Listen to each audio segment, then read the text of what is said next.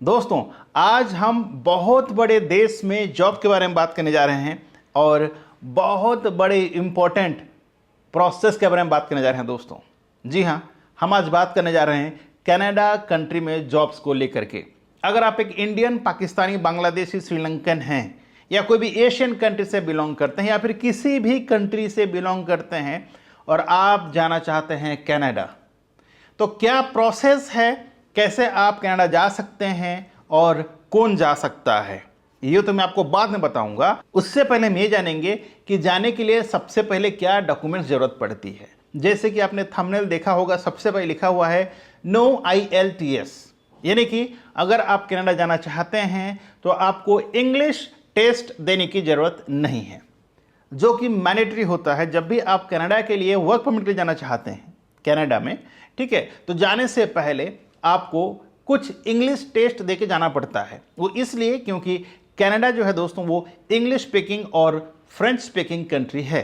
अगर आप वहाँ पर नॉन कैनेडियन जाते हैं तो आपको इंग्लिश लैंग्वेज जाना जरूरी है या फिर आपको फ्रेंच लैंग्वेज जाना जरूरी है। वो इसलिए क्योंकि जब वहाँ पहुँच जाते हैं तो आपको कम्युनिकेशंस करने के लिए इंग्लिश जानना जरूरी है या फिर फ्रेंच जानना जरूरी है, तभी आप वहाँ पर जीवन यापन कर सकते हैं।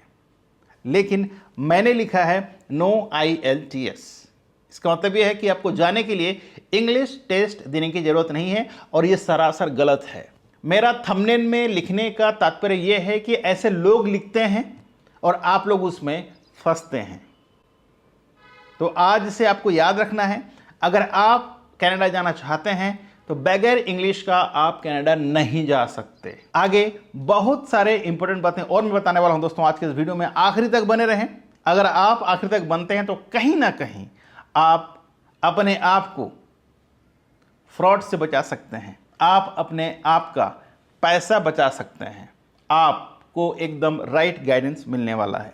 नमस्कार, मैं हूं अशोक कुमार साहू, करियर कोच, और आप देख रहे हैं आपका पसंदीदा यूट्यूब चैनल लावण्य ग्लोबल करियर प्लान यूट्यूब पर। तो देखिए, मैंने कहा कि IELTS की जरूरत पड़ता है दोस्तों। अगर आप कनाडा जाते हैं तो बगैर IELTS कर नहीं जा सकते, पहला। दूसरा, आपने देखा होगा नो एजेंट्स, इसका मतलब यह है कि आप बिना एजेंट्स के भी आप कनाडा जा सकते हैं दोस्तों। ओनली 5% या 4% लोग ही जा सकते हैं, उससे ज़्यादा मुश्किल है।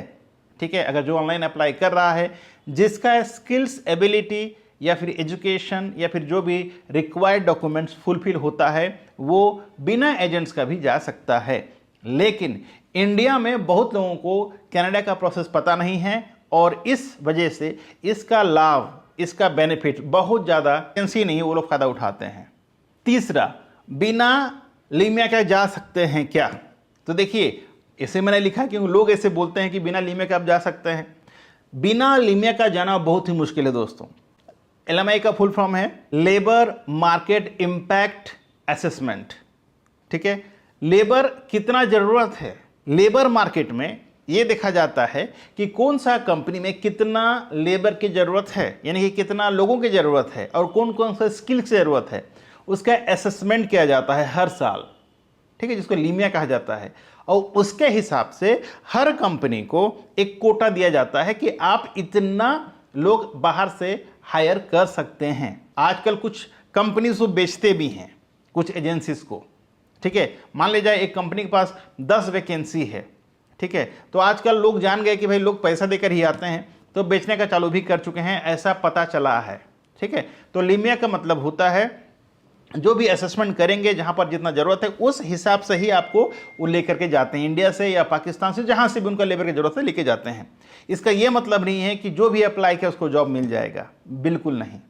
ठीक है, अगर उस कंपनी का जो रिक्वायरमेंट है, उस रिक्वायरमेंट का आपका प्रोफाइल अगर फुलफिल करता है, तभी जाके आपका सिलेक्शन होता है, अन्यथा आप नहीं जा सकते। नेक्स्ट है दोस्तों नो एक्सपीरियंस। ये चारों टॉपिक मैंने क्यों लिया है, क्योंकि मैंने बहुत सारे लोगों को देखा, थंबनेल देखा मैंने, हर कोई ये लिखता है कि नो लीमिया, ठीक है, no agents, no experience required, फलाना ठिकाना जो भी लिख देते हैं। अब आखिरी है नो एक्सपीरियंस। आप समझिए, बिना एक्सपीरियंस का आप जाके करेंगे क्या? मान ले जाए आपका एक कंपनी है, मैं आपके पास आता हूं बिना एक्सपीरियंस का और मैं बोलता हूं कि साहब आप मुझे काम में रख लीजिए। ठीक है, आपको कोई टेक्निकल कंपनी है, कुछ भी है, क्या आप मुझे बिना एक्सपीरियंस का रखेंगे? बताइए। अगर आप मुझे रखते हैं तो कहीं ना कहीं आपका नुकसान होगा, क्योंकि अगर मुझे काम ही नहीं पता होगा तो कहीं ना कहीं आपका कंपनी का नुकसान हो सकता है या मेरा पर्सनल नुकसान हो सकता है। अगर कोई मशीनरी है, अगर कोई लोगों से बात करने वाला काम है, कुछ भी काम हो सकता है, राइट। अगर मुझे काम नहीं आएगा या फिर मैं काम नहीं कर पाऊंगा तो आप मुझे तनख्वाह नहीं देंगे, यह आपका नुकसान होगा, चाहे वो बिजनेस हो, चाहे घर का काम हो, चाहे बाहर का काम हो।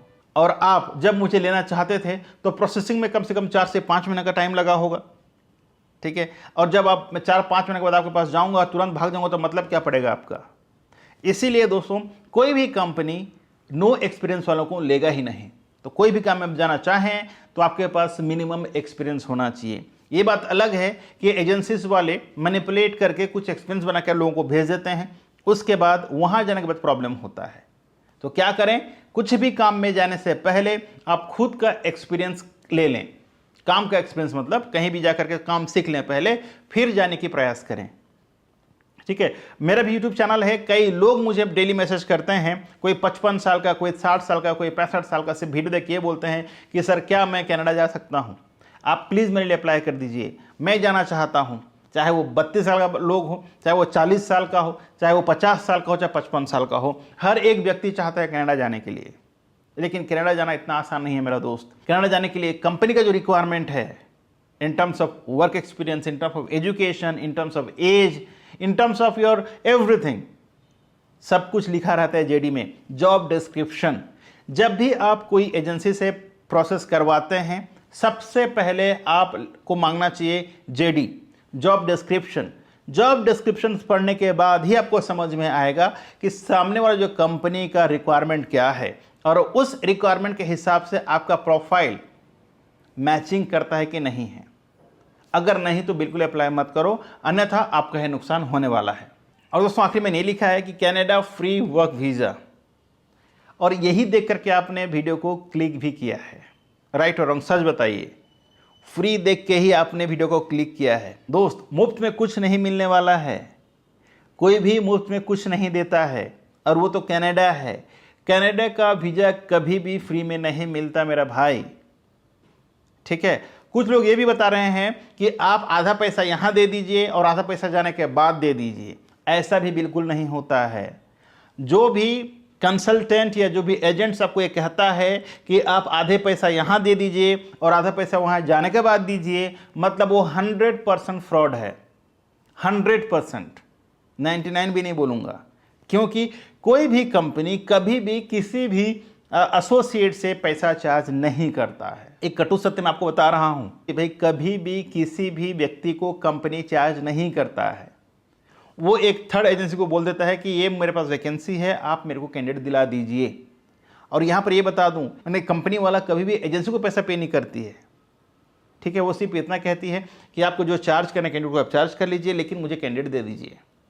अब वो डिपेंड करता है, जैसे लॉयर चार्जेस हो गया, ठीक है, प्रोसेसिंग चार्जेस हो गया, जो भी है वो जैसे भी उनका चार्जेस होता है, और इंडिया का एजेंसी का जो चार्जेस होता है उस हिसाब से आपका पैसा लेते हैं वो, ठीक है। लेकिन कभी अगर कोई ये कहता है कि आप यहाँ पर 1.5 लाख दे दीजिए और 4 लाख जो बचा या 5 लाख जो बचा वहाँ जाने के बाद कंपनी से आपको आपका सैलरी से काटा जाएगा, तो बिल्कुल भी गलत बात है। कोई भी कंपनी आपका अकाउंट से या आपका सैलरी से पैसा नहीं काटता है। देखिए, आप मेरा व्यूअर हैं और मेरा कर्तव्य बनता है कि आपको मैं राइट इन्फॉर्मेशन दूं ताकि आप सही डिसीजन ले पाएँ, आपका पैसा का नुकसान ना हो, आपका समय का नुकसान ना हो, ठीक है। अगर आप राइट प्रोसेस में जाएंगे, भले समय लगेगा, 6 महीने का 10 महीना 1 साल लग सकता है, लेकिन अगर राइट प्रोसेस में जाएंगे तो आपका काम होगा दोस्तों।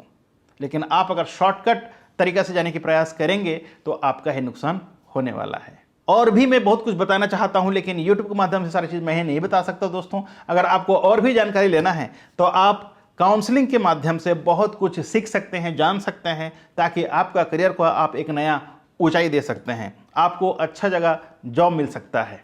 तो क्या करें, सिंपल सी प्रोसेस है दोस्तों। एक नॉमिनल चार्ज होता है, वो चार्ज आप पे करके मुझसे डायरेक्ट कांटेक्ट कर सकते हैं वीडियो कॉल में। मैं 45 मिनट्स टू 1 आवर का काउंसलिंग लेता हूं, जहां पर आपको तमाम प्रोसेस के बारे में और रियल फैक्ट के बारे में पता चलता है और आप आसानी से अपना प्रोसेस करवा सकते हैं। आशा करता हूं इस वीडियो के माध्यम से आपको बहुत कुछ समझ में आया होगा। अगर अब भी आपके मन में कोई दुविधा, कोई क्वेश्चंस है तो नीचे कमेंट बॉक्स में अपना कमेंट्स जरूर दीजिएगा। मैं कोशिश करूंगा आपको जो भी सवालात होंगे उसका जवाब जल्द से जल्द कमेंट के माध्यम से देने का। तो आज के बस इतना ही, मिलते हैं एक और नया वीडियो में नया टॉपिक के साथ। तब तक के लिए आप रखें अपना ख्याल और मुझे दी इजाजत। Thank you so much. जय हिंद, जय भारत।